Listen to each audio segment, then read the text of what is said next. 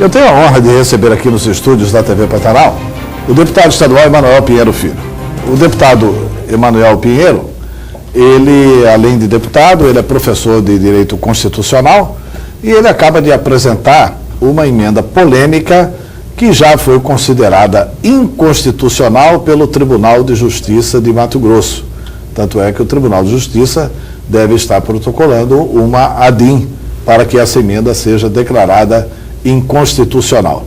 Deputado, boa tarde, é um prazer tê-lo conosco. Eu pergunto o seguinte: o Tribunal de Justiça não tem autonomia para fazer o controle de constitucionalidade da sua lei e ele, TJ, determinar a inconstitucionalidade da lei, ele precisa recorrer ao Supremo Tribunal Federal para isso? Boa tarde, um prazer tê-lo conosco. Boa tarde, Antero, um prazer enorme estar aqui no seu programa, que inclusive quero parabenizá-lo pela dinâmica, pela estética e pelo excelente programa que você está desenvolvendo aqui na TV Pantanal. Parabéns.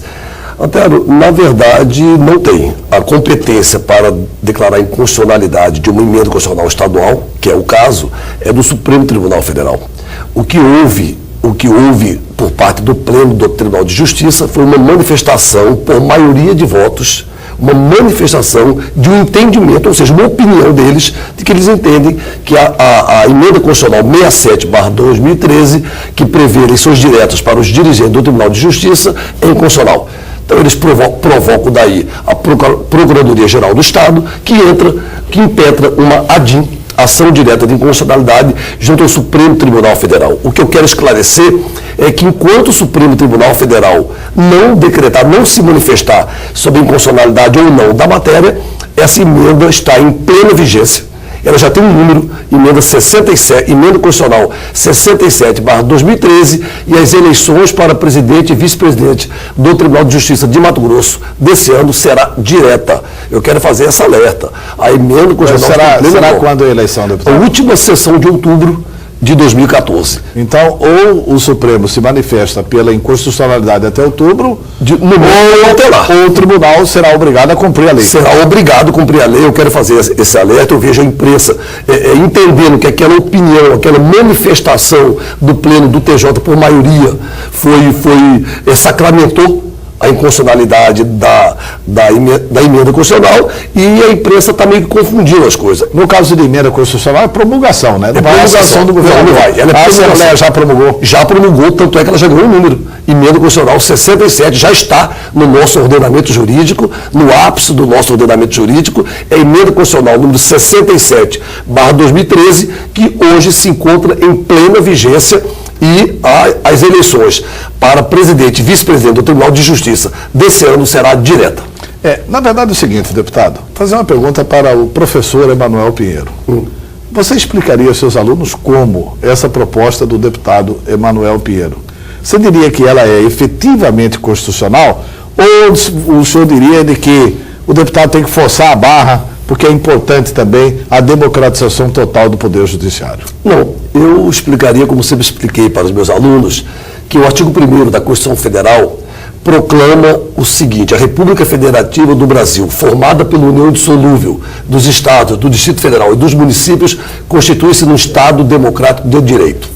Ou seja, a República Federativa do Brasil, somos um Estado federal. A base do Estado federal é a autonomia dos Estados-membros. E a autonomia dos Estados-membros, que Mato Grosso é um Estado-membro, tem que necessariamente existir a tríplice autonomia: autoadministração, autogoverno e autonormatização.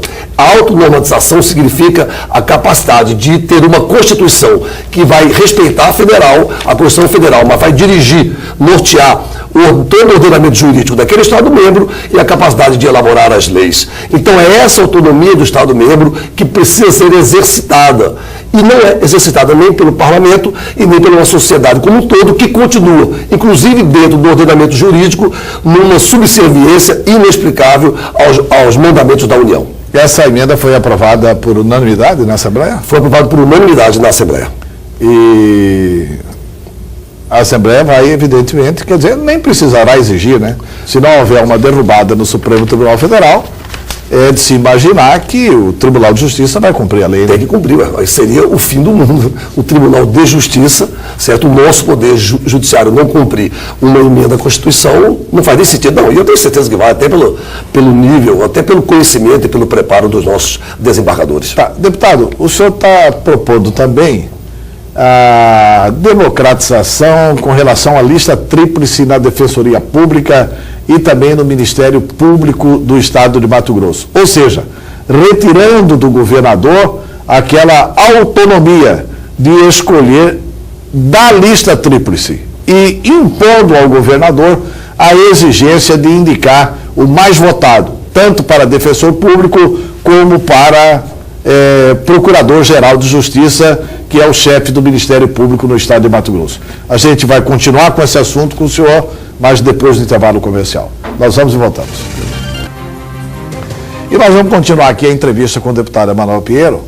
Eu estou recebendo um telefonema da Adriana Vandoni indagando o seguinte, e depois a gente volta naquela questão da Defensoria do Ministério Público, indagando se essa emenda constitucional feita com relação à Assembleia definindo como é que o tribunal tem que se comportar na exigência de um membro do Tribunal de Justiça, na eleição, se isso não é interferência demais entre os poderes e se não atinge o princípio da separação dos poderes. Muito obrigado, Adriana, pela participação e pela pergunta. Não, Adriana, não interfere porque os poderes continuam sendo independentes e harmônicos entre si. Da mesma forma que o magistrado pode afastar um parlamentar, por exemplo, a Assembleia, que é uma capacidade atípica do Poder Judiciário, nada obsta que por emenda constitucional, que é o ápice do nosso ordenamento jurídico, a Assembleia diga como será o modo de escolha, a eleição, a autonomia interna do Tribunal de Justiça e dos desembargadores é intocável. Nós só estamos dizendo o seguinte, aqui em Mato Grosso o processo de escolha vai ser direto. Agora nós não estamos interferindo na escolha e nem na autonomia e muito menos nas prerrogativas dos desembargadores. Tá, o senhor parece que está apresentando um projeto agora para modificar a forma de eleição, de indicação, melhor dizendo, de membro da Defensoria Pública. Como é que é feita hoje essa indicação e como é que o seu projeto propõe? Eleição, né? Eleição. Hoje, por exemplo... Mas hoje já é eleição, né? Hoje já é uma lista tríplice. Exatamente. Hoje, tanto o Ministério Público como a Defensoria Pública, que são funções essenciais à Justiça, elegem os seus chefes. O Ministério Público é o Procurador-Geral de Justiça. A Defensoria Pública é o Defensor Público Geral.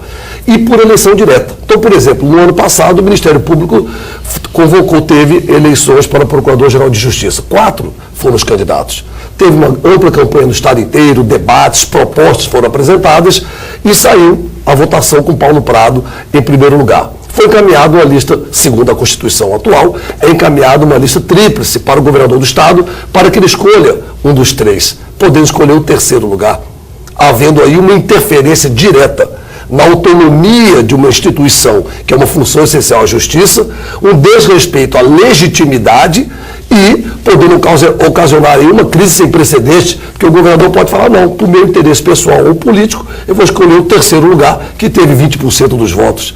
Olha a crise estabelecida, olha o desrespeito à instituição e olha o ranço de ditadura que me parece que no afã de dizer que vamos respeitar os freios e contrapesos necessários à democracia, nós estamos, na verdade, mantendo uma faca na garganta do Executivo diante de uma função essencial à Justiça. Isso não é democrático, isso não coaduna com o Estado democrático de direito e isso é uma interferência indevida na autonomia de uma instituição que é função essencial à Justiça. Isso vale para o Ministério Público e vale para a Defensoria também. Pela emenda constitucional, pela PEC, pela proposta de emenda constitucional nossa, tanto para a Defensoria Pública como para o Ministério Público, acaba-se com a lista tríplice. Vai às eleições, o mais votado será nomeado pelo governador do estado.